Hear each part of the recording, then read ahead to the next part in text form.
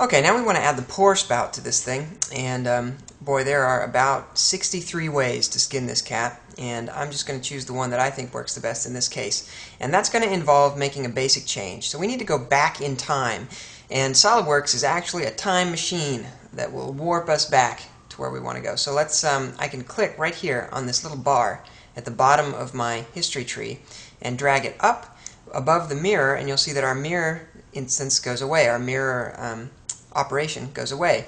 And that's because it's as if it hasn't happened yet. It's in the future. So we'll go all the way back to the beginning, and nothing has happened. We're back to the very primordial ooze of our part. And I'm going to select the top plane, control-click on the top plane, and drag it upward to make a duplicate of it. And right here in the middle of the left side bar, I'm going to make it 7 inches offset from the original top plane. And then I'm going to rename that Carafe Top. Now we can drag our history bar back up to the top, thus bringing us back to the future, as it were. And I'm going to select this sketch here and edit it.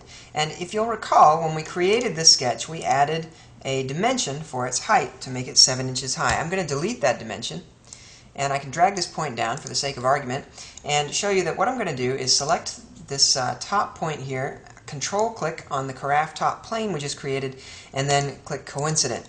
Basically, now, if we commit the changes to this sketch, no matter what we do to this plane, let's say we change this to 5 inches. Now, our sketch changes, and thus the rest of our model updates, so now we have a 5-inch tall carafe. Now, we don't want that, so I'm going to change that back to 7 inches. And the reason we created this plane was because we're going to make another sketch now on the front plane. So let's go ahead and make a rectangle, corner to corner. I don't think we're going to need this top edge, so I'm just going to change that to a construction line, and then select it and control-click this top plane and make them collinear. Now, you might say, hey Adam, why did you need to make this plane? That's just an extra pointless step that you don't have to do, because really, instead of making it collinear that way, you could have instead selected this edge and that edge and made them collinear, and that would still work. And the answer is yes, that would work, but at least for now. But in the long run, I'm telling you, I can't explain why in a short period of time, but the point is you're going to be much happier if you never constrain elements to anything that is not in the tree. If you can avoid it, if you don't see this edge listed here in the tree, then try not to constrain to it if you can avoid it. So since we have this plane listed in the tree, I'm okay with constraining to it. It's going to give us much more robust updating in the future as we get more complexity in our model. I'm going to make this 2 inches wide and 1.25 inches tall. And we want this to be symmetrical across the midplane.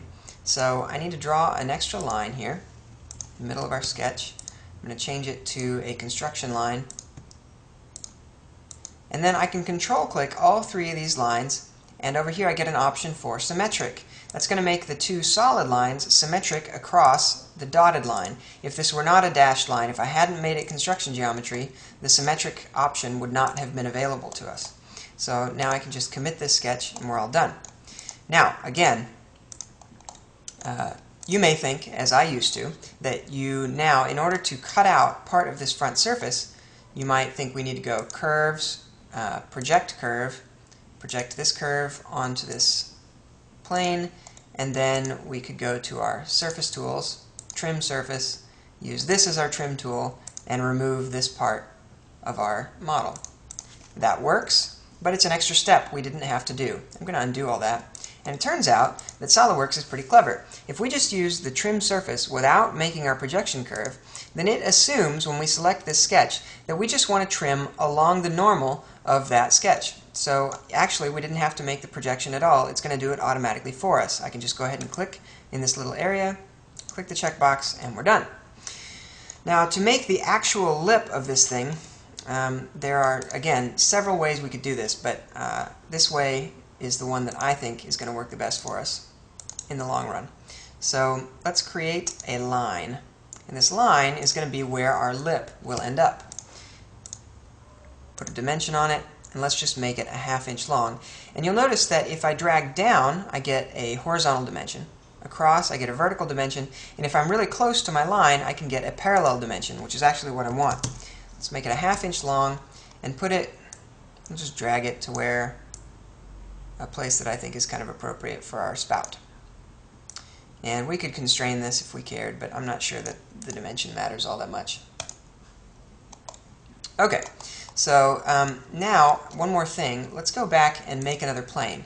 I could just control-click this plane and drag it on down to make another plane, and that's just going to put this plane here at the end of our history tree. Not okay with that. Actually, when I create planes, another best practice for you is to do it always at the beginning of your model. Planes should always happen first, at the beginning of the model if possible. That way, they're the maximum possible usefulness as you move forward. Again, it's hard to explain why in short, pithy phrases, but that's the way it is. Let's call this spout bottom. Go back to the future. And I'm just going to go to my surface tools, go over here to curves, and this time I'm going to choose a split line. Split line is just a handy way of taking a surface and breaking it into multiple faces. So I can choose type of split intersection, and then the intersection tool will be our plane, and the surface that we want to split will be this face. Now, if I click this face in the viewport, you'll notice that it lists it as face 1. We've selected this face of the surface revolve 1. A more robust way to do that is to drill down to this body and choose the actual surface body. This way, instead of saying face 1, it says surface trim 2. This is going to be, again, it's not totally critical and it might seem finicky, but I think that it's a much better way to go. Let's go ahead and hit the green checkbox, and we can hide this plane because we don't need it.